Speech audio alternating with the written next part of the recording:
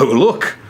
We have a T-Rex! So Transformers Classics was a big-time gateway intoxicant on my personal TF journey, landing as it did right after Cybertron as an offhand attempt to lasso the G1 spirit and drag it into the 21st century as a series of toys based on but not fully beholden to the classic cast, bringing back familiar faces with a modern spin that said, what if they weren't from the 80s? Classics was my absolute shit at the time, and it kind of feels like I left it in the 240p era. So today, let's fix that absolute injustice with a renewed glance at Classics Grimlock. Now, much as I was into Classics, this one kind of missed the mark for me at the time. I bought the Japanese Henkei version for the gorgeous chrome and the novelty of buying an import. Ooh, big boy collector. I don't think I fully got what Classics was doing. I was just after a nostalgia hit, because what I wanted was a nice new figure of G1 Grimlock that worked the same as the old one did, with the dino gore backpack and the big hefty chest move I always loved, which, skip ahead a decade or two, we're now drowning in. And this ain't that. It's an altogether different animal with its own energy. A leaner, meaner creature flaunting a unique transformation and tons of its own ideas. It was simply too smart for the room.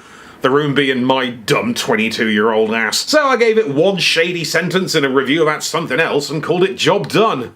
Prick. So, check him out! Classics Grimlock is a limber and lithe customer, famously based on the Pretender incarnation and boasting more of a cardio bod than the classic top-heavy deadlifter. The vibe here is so viciously alive, slender and spiked up with shoulders like skyscrapers and a sickening skinny waist. Come on, Slimlock. Bro is unquestionably a Dinobot, rocking the black and grey uniform with bougie golden red flourishes, complete with the signature dino claws hanging off his wrists.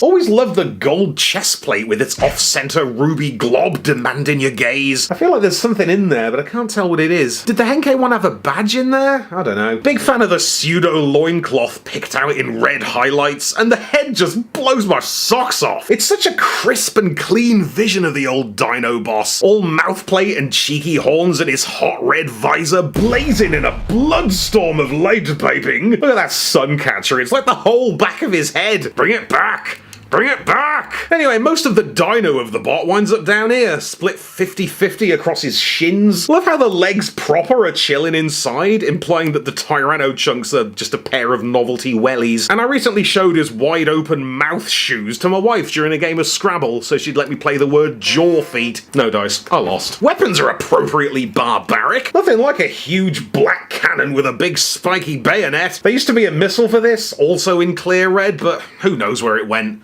You got lucky, hippie! And this long prehensile whip is clearly just his booty end with a handle on it. Very Transmetal Megatron. I've never been fully sure what's going on back here, though. It's just awash with leftover flaps and slapdash storage spots. Like, does it go like this? Or like that? Neither's better. A Grimlock with back kibble, oh no. But we can at least stash the gear and free his arms up for some awkward posing. I mean, the limbs are alright, but they're definitely not golden ratio material. The thighs pack a nice swivel and a ball, but they're so stubby next to the rest of his Rexy mega legs. Same with the arms, like the shoulders can tilt, the biceps can pivot, and you can even fudge butterfly hinges if you cheat, but the elbows are like here. And thanks to the transformation, he's only got half a body twist. He's not an ambi-turner. Thing is though, he pulls it off. He just looks so friggin' cool, man. This is a dynamite robot mode, with an O and an I, or sometimes a Y. Why? Because you simply do not mess with Grimlock.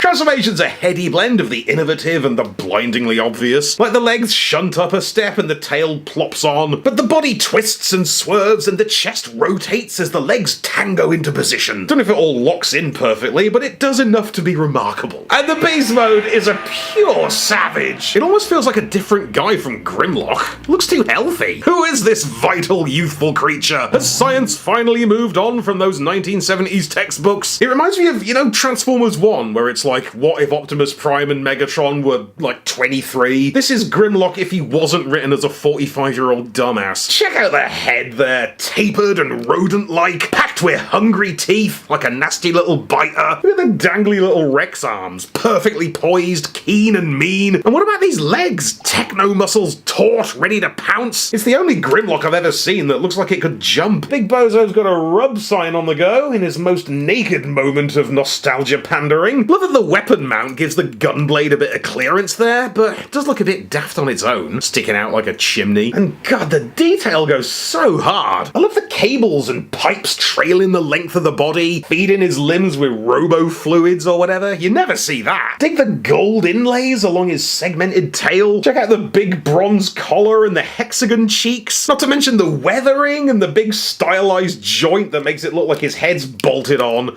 which I suppose it is. And the final flourish for me is that both modes have light piping. Light piping! I'll say it twice. I love a deluxe dino former. It's like Beast Wars Dinobot's Terminator skeleton.